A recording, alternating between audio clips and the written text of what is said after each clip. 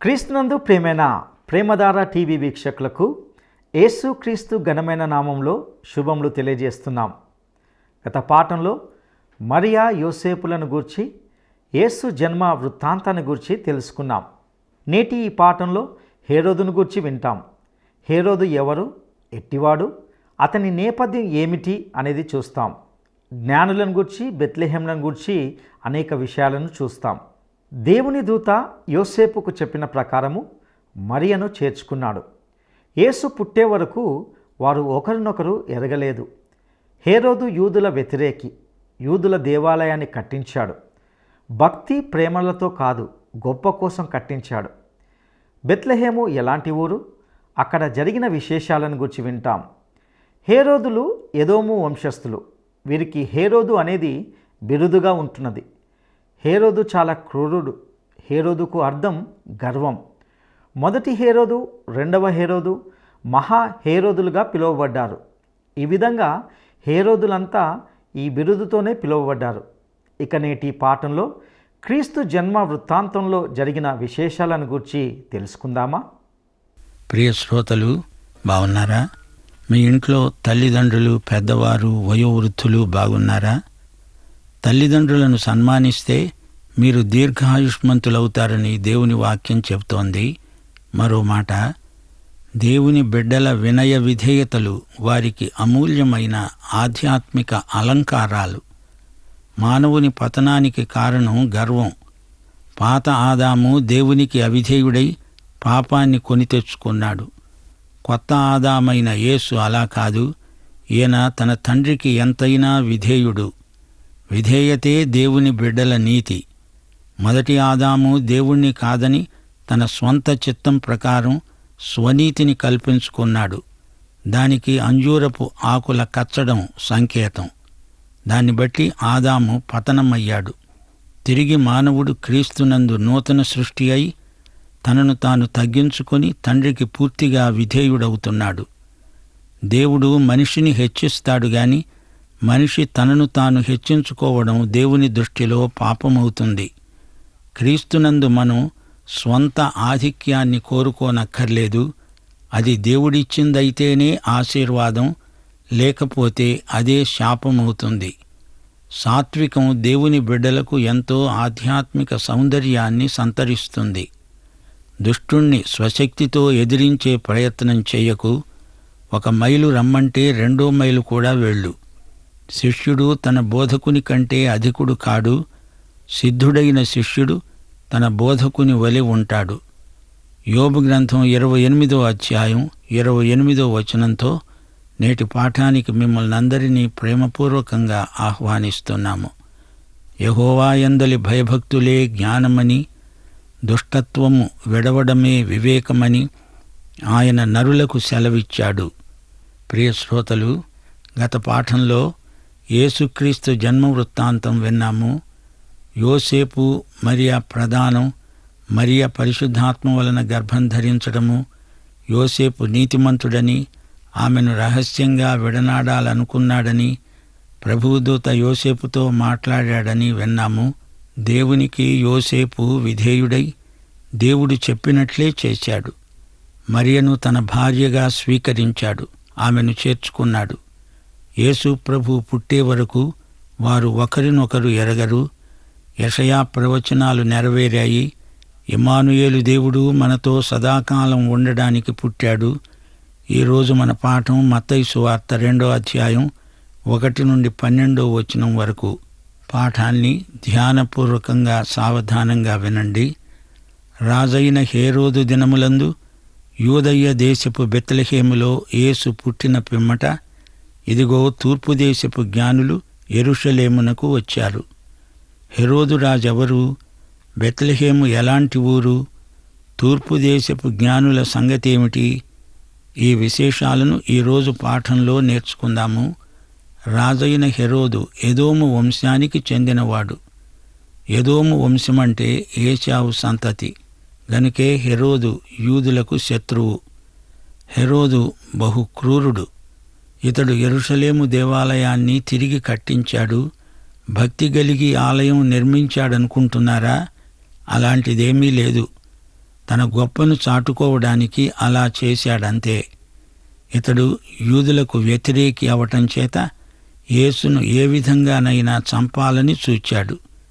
హెరోదు అనే పేరుకు గర్వం అని అర్థం. పేరుకు తగిన తీరు. పాలస్తీనా రాజులకు హెరోదు అనేది బిరుదమైపోయింది. హెరోదులు 7 దాకా ఉన్నారు. అందరూ హెరోదులే. మొదటి హెరోదు, రెండో హెరోదు, మహాహెరోదు అంటూ వారిని గుర్తించాలి. యేసు ప్రభు కాలంలో రాజ్యం వెలగబెట్టిన హెరోదు మహాహెరోదు, అనగా గొప్ప చక్రవర్తి అయిన హెరోదు. ఇతని హయాములోనే యూదయ్య దేశపు బెత్లెహేములో యేసు పుట్టాడు. మరి బెత్లెహేము సంగతేమిటి? ఈ బెత్లెహేము జనపదానికి బైబిలులో ఎంతో ప్రాధాన్యం ఉంది. బెత్లెహేము అంటే రొట్టెల గృహం, ఆహారశాల. పూర్వం ఈ ఊరి పేరు ఎఫ్రాతా. యాకోబు భార్య అయిన రాహేలు మరణించినప్పుడు ఆమెను ఈ బెత్లెహేములోనే పాతిపెట్టారు. నయోమి, ఎలీమెలెకు అనే వారి ఊరు బెత్లెహేమే. రూతు భర్త బోయజు ఊరు కూడా బెత్లెహేమే. దావీదు గొప్ప రాజు, అతని ఊరు కూడా బెత్లెహేము. ఈ బెత్లెహేములోనే యేసు ప్రభువు పుడతాడని మీకా ప్రవచించాడు. మీకా 2వ అధ్యాయం 12-13 వచనాల్లోని ప్రవచనం. ఇశ్రాయేలు, యూదా జనాంగములను ఒకటిగా సమకూర్చి యేసుక్రీస్తు వారికి రాజై పరిపాలిస్తాడు. ఈ ప్రవచనం యేసు ప్రభు 2వ రాకడలో నెరవేరుతుంది. యేసు ప్రభు ఈ లోకమంతటినీ ఏలుతాడని, విశ్వవ్యాప్తంగా నీతి, శాంతి, సమాధానములు స్థాపిస్తాడని మీకా ప్రవక్త ముందుగానే ప్రవచించాడు. అందుచేతనే యేసు ప్రభు పుట్టినప్పుడు ఆయన సందర్శనార్థమై వచ్చిన జ్ఞానులు అడిగారు, యూదులకు రాజుగా పుట్టిన శిశువు ఎక్కడున్నాడు? హెరోదు రాజు కలవరపడ్డాడు. ప్రధాన యాజకులను, శాస్త్రులను వెంటనే పిలిపించాడు. వారిని ఇదే సంగతి అడిగాడు. వారు మీకా గ్రంథం 5వ అధ్యాయం 2వ వచనంలోని ప్రవచనాన్ని గురించే చెప్పారు. మీకా గ్రంథం 5వ అధ్యాయం 2వ వచనం యొక్క నెరవేర్పు మత్తయి సువార్త 2వ అధ్యాయం 1-5వ వచనం వరకు నెరవేరింది. బెత్లెహేము ఎఫ్రాతా, యూదావారి కుటుంబాలలో నీవు స్వల్పగ్రామమైన నా కొరకు ఇశ్రాయేలీయులను ఏలబోయేవాడు నీలో నుండి వస్తాడు. పురాతన కాలము మొదలుకొని శాశ్వత కాలము ఆయన ప్రత్యక్షమవుతూ ఉన్నాడు. మీకా ప్రవచనానుసారంగానే యేసు ప్రభువు బెత్లెహేములో పుట్టాడు. సరే, ఇప్పుడు తూర్పు దేశీయులైన జ్ఞానులను చూడండి. వీరికి బిరుదు ఎలా వచ్చింది? వీరు జ్ఞానులు ఎలా అయ్యారు? వీరు ఖగోళ శాస్త్రంలో ఆరితేరినవారు, నక్షత్రశాస్త్ర పరిశోధకులు, పండితులు. పారసీకంలో వీరిని మేగై అంటారు. జ్యోతిషం, తాంత్రిక, కనుకట్టు విద్యలు వీరి వ్యాసంగాలు. పారసీక గ్రంథాలలో రాయబడింది, ఒక మహానుభావుడు పుడతాడు, అప్పుడు అసాధారణమైన నక్షత్రం ఆకాశంలో మెరుస్తుంది. ఈ మేగై జ్ఞానులు పారసీక గ్రంథ భాండాగారాన్ని పుడిసిట పట్టిన మేధావులు. పుట్టిన ఆ మహానుభావుణ్ణి అన్వేషిస్తూ యాత్రను ఆరంభించారు. ఈ జ్ఞానులను గురించి పలు విధాల గాథలు అనుసృతంగా చెప్పుకుంటారు. అయినా బైబిలులో చెప్పబడని సంగతుల జోలికి మనం పోకూడదు. దేవుడు మనకు చెప్పదలుచుకున్నదంతా రాయించి పెట్టాడు. దైవావేశము వల్ల కలిగిన పవిత్ర లేఖనమిది. మత్తయి సువార్త 2వ అధ్యాయం 2వ వచనం, యూదుల రాజుగా పుట్టినవాడు ఎక్కడ ఉన్నాడు? తూర్పు దిక్కున మేము ఆయన నక్షత్రమును చూచి ఆయనను పూజింపవచ్చాము. తూర్పు దేశపు జ్ఞానులు అడిగిన ప్రశ్న, యూదుల రాజు పుట్టాడు, మరి ఆయన ఎక్కడున్నాడు? ఈ ప్రశ్న విచిత్రంగా ధ్వనిస్తోంది. పుట్టినవాడు రాజే అని వారికి తెలిసింది. వారేదో నక్షత్రాన్ని చూడడం కాదు, ఆయన నక్షత్రాన్నే చూచాము అంటున్నారు. సంఖ్యాకాండం 24వ అధ్యాయం 17వ వచనం, ఆయనను చూస్తున్నాను గాని ప్రస్తుతమున ఉన్నట్లు కాదు, ఆయనను చూస్తున్నాను గాని సమీపమున ఉన్నట్టు కాదు. నక్షత్రము యాకోబులో ఉదయిస్తుంది, రాజదండము ఇశ్రాయేలులో నుండి లేస్తుంది. అది మోయాబు ప్రాంతాలను కొడుతుంది, కలహవీరులందరినీ నాశనం చేస్తుంది. శ్రోతలు వింటున్నారా?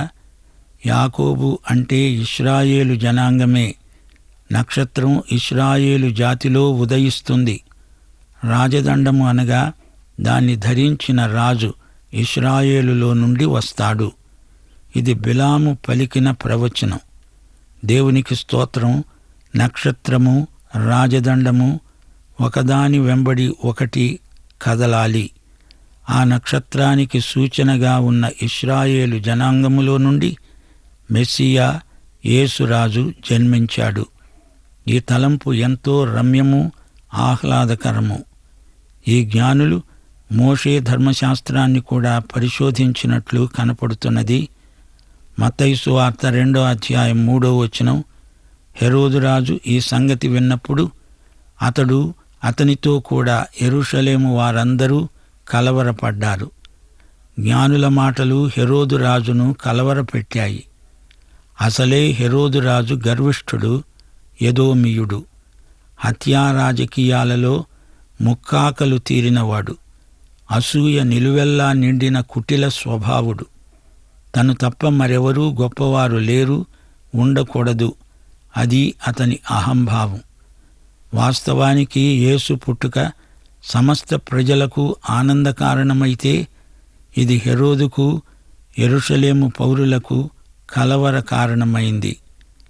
హెరోదు కలవరమేమిటో గ్రహించగలము కాని యెరూషలేములోని వారందరికీ ఎందుకీ కలవరం? ఇది విడ్డూరంగా ఉంది. ఈ రోజుల్లో పేరుకు మాత్రం క్రైస్తవులైన వారెందరో ఉన్నారు. అచ్చం ఇలాంటి వారే నాటి యెరూషలేము పౌరులు. అప్పటి యెరూషలేము యూదులకు దేవుని వాక్యము ఏమాత్రమూ తెలియదు. హెరోదు ఏది చెప్తే అది గుడ్డిగా నమ్మేస్తారు. అంతకంటే వారికి ఇంకేమీ తెలియదు. అలాగే ఈ రోజుల్లో కూడా సంఘస్థులలో చాలామందికి దేవుని వాక్యాన్ని గురించిన అజ్ఞానం ఎక్కువ ఉంది. నామకార్థ క్రైస్తవులంటే వీరే. వాక్యం తెలుసు అనుకుంటారే గాని అది సరైన జ్ఞానం కాదు. పుట్టగొడుగుల్లాగా పుట్టకొస్తున్న తప్పుడు బోధల చేత వారు ప్రభావితులవుతున్నారు. ఎవరు ఏది చెప్తే దాన్ని వెంటనే నమ్మేస్తారు. వాక్యానికి వంకర టింకర అర్థాలు చెప్పేవారిని సామాన్య క్రైస్తవులు ఖండించలేకపోతున్నారు. సరైన వాక్య జ్ఞానం లోపించడం చేత వీరు మోసపోతున్నారు. అది సరే. ఇప్పుడు హేరోదు కలవరానికి కారణమేమిటి? నేనే రాజును, మహాచక్రవర్తిని, నాకు పోటీగా మరొక రాజు పుట్టడమేమిటి? ఇదే అతని కలతకు ముఖ్య కారణం. శ్రోతలు వింటున్నారా? మనలో గర్వము, అసూయ, మత్సరము ఉంటే వాటి ఫలితమే కలవరం. నీకంటే ఎవరైనా పైకి వస్తుంటే నీలో అహంభావం పైకి లేస్తుంది. దాన్ని సహించలేవు. అసూయ నీ హృదయాన్ని అట్టిట్టు చేస్తుంది, కలవరపరుస్తుంది. మత్తయి సువార్త 2వ అధ్యాయం 4వ వచనం. కాబట్టి రాజు ప్రధాన యాజకులను, ప్రజలలో ఉన్న శాస్త్రులను అందరినీ సమకూర్చి వారిని అడిగాడు, క్రీస్తు ఎక్కడ పుడతాడు? సరైన ప్రశ్న, సరైన వారినే అడిగాడు రాజు. వీరు నిజంగా సరైన ప్రధాన యాజకులా, శాస్త్రులా? అయితే వీరికి దేవుని వాక్యం క్షుణ్ణంగా, కూలంకషంగా, ఆమూలాగ్రంగా తెలిసి ఉండాలి గదా. దేవుని వాక్యం వీరికి తెలిసి ఉంటే రాజు అడిగి అడక్కముందే చెప్పేసి ఉండేవారే. రాజు అడిగిన తర్వాత లేఖనాలు అప్పటికప్పుడు అంత వెతకాలా? శ్రోతలు వింటున్నారా? దేవుని వాక్యాన్ని బోధించేవారు దేవుని వాక్యమును రాత్రింబగళ్ళు ధ్యానిస్తారు, భయభక్తులతో అధ్యయనం చేస్తారు, వాక్యాన్ని హృదయంలో భద్రం చేసుకుంటారు. మత్తయి సువార్త 2వ అధ్యాయం 5వ వచనం. అందుకు వారన్నారు, యూదయ్య బెత్లెహేములోనే, ఏలయనగా యూదయ్య దేశపు బెత్లెహేమా, నీవు యూదా ప్రధానులలో ఎంతమాత్రమూ అల్పమైన దానవు కావు. ఇశ్రాయేలు అనే నా ప్రజలను పరిపాలించే అధిపతి నీలో నుండి వస్తాడు అని ప్రవక్త ద్వారా రాయబడి ఉన్నది. వీరు మీకా గ్రంథం 5వ అధ్యాయం 2వ వచనాన్ని తీసి చూపుతున్నారు. ఈ వచనం లేఖనాలలో ఉంది. అది చెప్పినప్పుడు వారి మనస్సులో, మెదడులో అది ఉంది, కానీ వారి హృదయంలో మటుకు లేదు. వాక్యం హృదయంలో సమృద్ధిగా నివసించాలి, తలలో కాదు. హృదయంలోని వాక్యమే విశ్వాసవాక్యం. ప్రధాన యాజకులు, శాస్త్రులు యూదులే. నలుగురితో పాటు నామమాత్రంగా మెస్సియా వస్తాడులే అంటున్నారు. వాక్యం మాత్రం వారికి ఉంది. అది వారికి రెఫరెన్స్ పుస్తకం. దాని ప్రయోజనం వారికి అంతవరకే. లేఖనములోని దేవుణ్ణి, పరిశుద్ధాత్మను వారెరుగరు. వృత్తిరీత్యా వీరు మతగురువులు. పాత నిబంధన ప్రవచనాలకు కొత్త నిబంధనలో నెరవేర్పు కనిపిస్తుంది. పాత నిబంధన పైన కొత్త నిబంధన ఉంది. కొత్తది అన్నప్పుడు పాతది తెలిసి ఉండాలి కదా. మత్తయి సువార్త 2వ అధ్యాయం 6, 7, 8 వచనాలు. అంతటా హెరోదు ఆ జ్ఞానులను రహస్యముగా పిలిపించి ఆ నక్షత్రము కనబడిన కాలము వారి చేత పరిష్కారముగా తెలుసుకొని అన్నాడు, మీరు వెళ్ళి ఆ శిశువు విషయమై జాగ్రత్తగా విచారించి తెలుసుకోగానే నేను వచ్చి ఆయనను పూజించేటట్లు నాకు వర్తమానము తెండి. ఈ మాట చెప్పి రాజు వారిని బెత్లెహేముకు పంపాడు. శ్రోతలు గ్రహించండి, ఈ జ్ఞానులు తూర్పు దేశానికి అనగా బబులోను ప్రాంతానికి చెందినవారు. ఈ దేశము బెత్లెహేమునకు దాదాపు 1650 కిలోమీటర్ల దూరం ఉంటుంది. ఆ కాలంలో సరైన ప్రయాణ సౌకర్యాలు లేవు. అయినా వారు సుదీర్ఘ ప్రయాణం, వ్యయ ప్రయాసల కోర్చి చేశారు. ఒంటెలపై ప్రయాణం సాగించారు. కొంత దూరం నడిచి ఉండవచ్చు. తమ స్వదేశంలో నక్షత్రాన్ని చూచిన తరువాత బెత్లెహేము చేరడానికి ఎంతకాలం పట్టింది? ఇది అంచనా వేయాలంటే కష్టమే. బహుశా వారి ప్రయాణం దీర్ఘకాలం పట్టి ఉండవచ్చు. ఆ నక్షత్రం ఎప్పుడు కనపడిందో వివరంగా అడిగి తెలుసుకోవడానికి వారిని రహస్యంగా పిలిపించుకున్నాడు. హెరోదు రాజు దగ్గరికి వచ్చిన జ్ఞానుల ద్వారా మనం నేర్చుకోవలసిన పాఠాలు 3. 1. జ్ఞానుల రాక హెరోదును కలవరపరిచింది. కారణం అతనిలోని గర్వము, అహంకారము.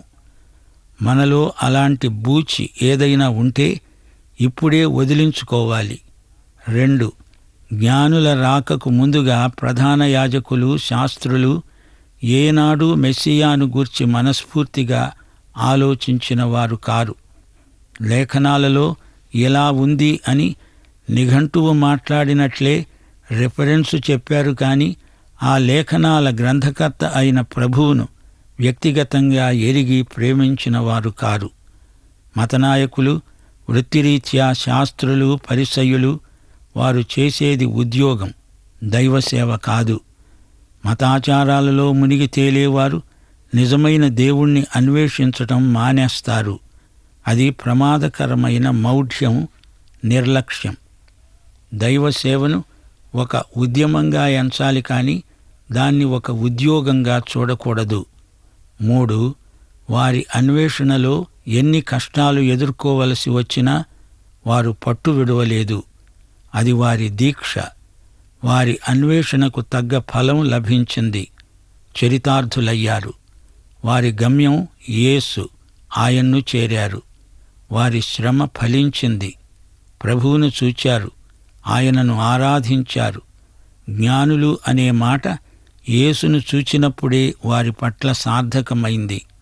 అంతవరకు వారు అన్వేషకులు, ఇప్పుడో వారు జ్ఞానులు. రాజేమన్నాడు? మీరు వెళ్ళి ఆ శిశువు సంగతి జాగ్రత్తగా విచారించి తెలుసుకోగానే నాకు వర్తమానం తెండి, నేను వచ్చి ఆయనను ఆరాధిస్తాను. రాజు వారిని బెత్లెహేముకు వెళ్ళండి అని చెప్పి పంపాడు. ఎంత మృదువుగా, ఎంత నమ్రతగా ఉన్నాయి మాటలు. నోరు మాట్లాడుతుంటే నొసలు వెక్కిరిస్తోందిట. ఈ మాటలు హెరోదు యొక్క హృదయంలో నుంచి వచ్చినవి కాదు. హెరోదు అసలు ఎలాంటివాడు? అతడు క్రూరుడు, గర్విష్టి, వేషధారి, తేనె పూసిన కత్తిలాంటివాడు. శాస్త్రులు చెప్పింది వినగానే హెరోదు కోప్పడలేదు. తన హృదయంలో ఉన్న ద్వేషాన్ని, విషాన్ని ఏమాత్రమూ వెళ్ళగక్కలేదు. ఇదే రాజకీయమంటే. తన కోపాన్ని, ద్వేషాన్ని దిగమింగినవాడై జ్ఞానులను మోసం చేయడానికి కల్లబొల్లి మాటలు చెబుతున్నాడు. జ్ఞానులు, మీరు వెళ్ళండి, ఆ శిశువు ఆచూకీ తెలుసుకోండి, నాకు కబురు తిండి, క్షేమంగా వెళ్ళి లాభంగా రండి అంటున్నాడు. నాకు కూడా ఆయన్ను ఆరాధించాలని ఉంది అని పైకి అంటున్నాడు గాని అతడు స్వగతంలో ఆ శిశువును చంపాలని ఉంది అనుకుంటున్నాడు. అనుకున్నది ఒకటి, అన్నది మరొకటి. ఇది హెరోదీయ నటన, హెరోదు బతుకు వేషధారణ. ప్రియ శ్రోత, ప్రభువుకు మరుగైనది ఏదీ లేదు. ఆయన నీ ఆంతర్యము బాగా ఎరిగినవాడు. ఎదుటి వ్యక్తిని మోసం చేయగలవు, నిన్ను నీవు కూడా మోసం చేసుకుంటావు, గాని దేవుణ్ణి ఎవరూ మోసం చెయ్యలేరు. మోసపోవద్దు, దేవుడు వెక్కిరించబడడు. నీవు ఏది విత్తుతావో అదే పంట కోస్తావు. ప్రియ శ్రోతలు, వింటున్నారా? హెరోదు జీవితం మనకు ఈ రోజున గొప్ప హెచ్చరిక. ఒక చెడ్డ కార్యం తలపెట్టి మంచి కార్యం చేస్తున్నట్లు హెరోదు నటిస్తున్నాడు. నీ ఉద్దేశ్యము, నీవు వాడే పద్ధతి రెండూ సరిగా ఉండాలి, పవిత్రమై ఉండాలి. చెడు ఉద్దేశ్యంతో మంచి పని చేసినా, మంచి ఉద్దేశ్యంతో చెడ్డ పని చేసినా అంతా చెడుగే. మన జీవితాలు దేవుని ఎదుట, మనుషుల ఎదుట తేటగా, యథార్థంగా ఉండాలి. లేకపోతే అది హెరోదీయమైపోతుంది.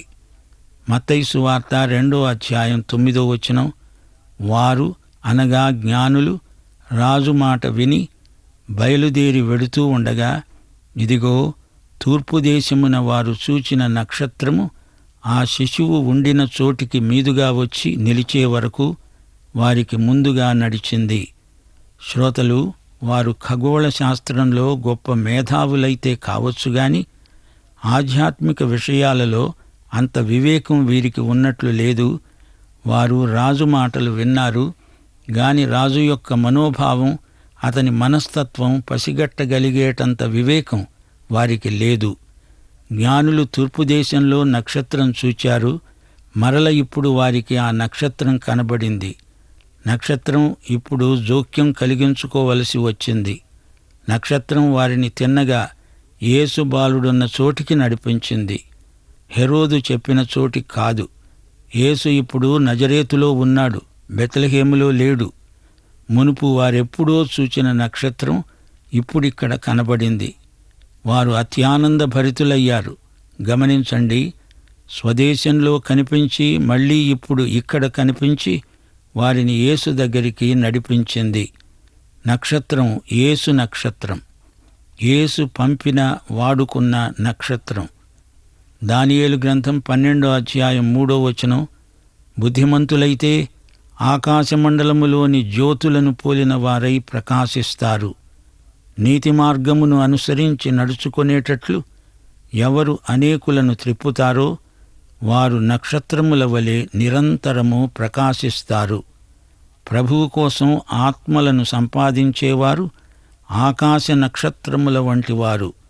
పారసీక దేశంలో ఎస్తేరు ఒక నక్షత్రం. ఎస్తేరు అనే పేరుకు అర్థం నక్షత్రం. జ్ఞానులు చూచిన నక్షత్రం అసాధారణమైనది. ఈ నక్షత్రం రాత్రింబవళ్ళు ప్రకాశిస్తుంది.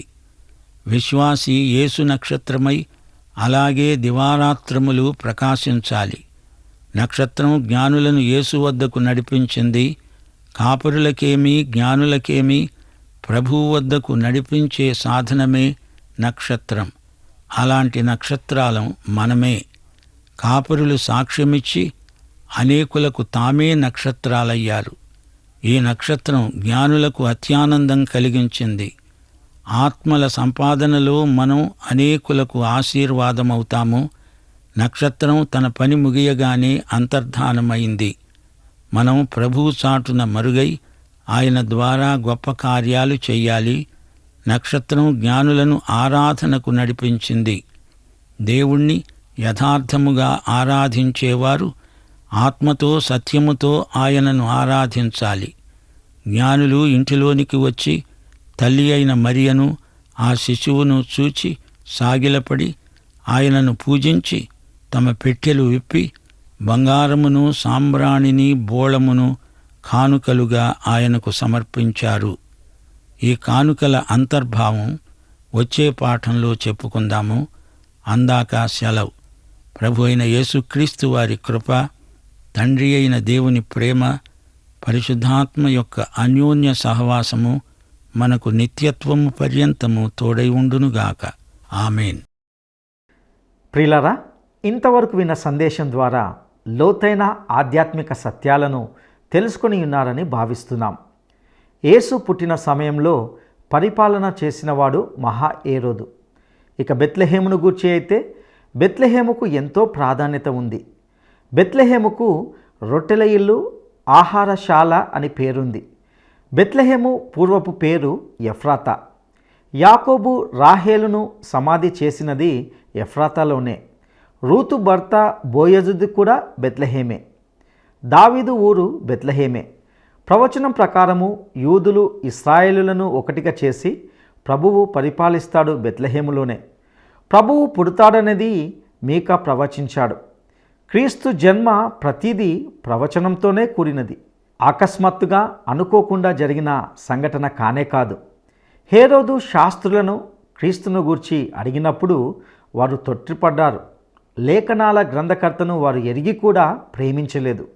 మతనాయకులు, ప్రధాన యాజకులు, శాస్త్రులు, పెద్దలు అందరూ అదే విధంగా ఉన్నారు. ఎందుకంటే వారు చేసేది వృత్తిరీత్యా ఉద్యోగమే, దైవసేవ కాదు. మతాచారాల్లో మునిగి తేలేవారు నిజమైన దేవుణ్ణి అన్వేషించడం మానివేస్తారు. ప్రియ సహోదరుడా, సహోదరి, నీటి సత్యాలను వాక్యపు వెలుగులో పరిశీలించుకోవాలని ప్రేమతో మనవి చేస్తున్నాం. అట్టి కృప దేవుడు మీకు దయచేయనుగాక. మీరు విన్న సందేశంపై మీ అభిప్రాయాలను మాకు తెలియజేయండి. దైవాశీస్సులు.